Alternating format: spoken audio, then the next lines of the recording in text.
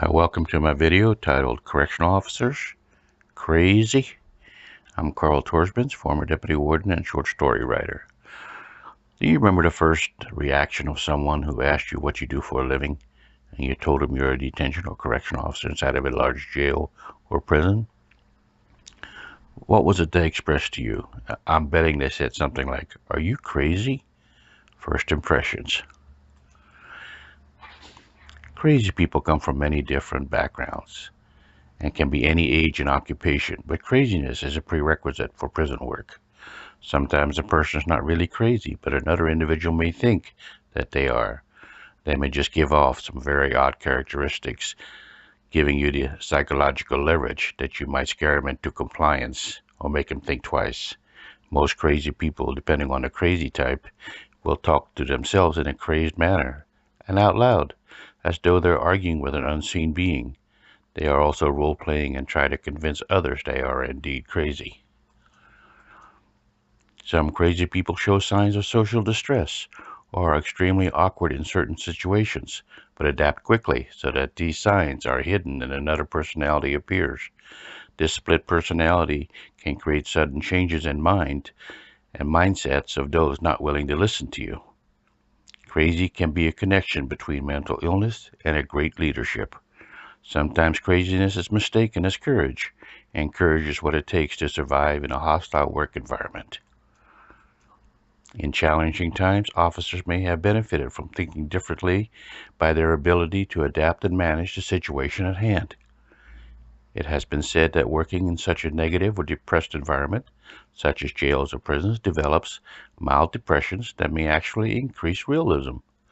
Secondly, it gives the officers the ability to show empathy and mania that increases their ability to be creative and resilient on and off the job. At the same time, because of this instability of character, these officers also tend to be unpredictable, irritable, and don't work very well in corporate settings or environments with strong hierarchies. This may confirm what many of us suspected long time, that you may be a little bit nuts working inside of a large jail or prison. Here's a crash course in managing the crazy or dealing with a difficult person, often misidentified as being crazy. First, figure out what kind of crazy you're dealing with. Deliberate or acting, either way you need to categorize them in order to work with them effectively. Remember,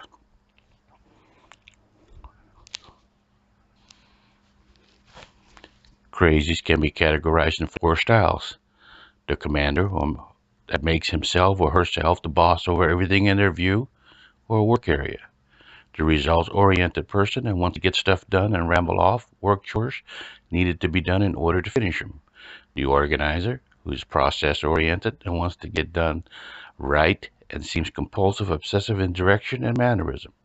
The relator, who is people-focused and wants to get along, also known as the entertainer, who is confident, charismatic, and wants to be appreciated and acts out different personalities to win people over to convince them they are doing the right thing.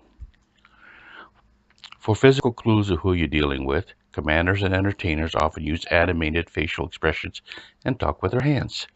Organizers and relators often listen more intently and take time to process and think things through.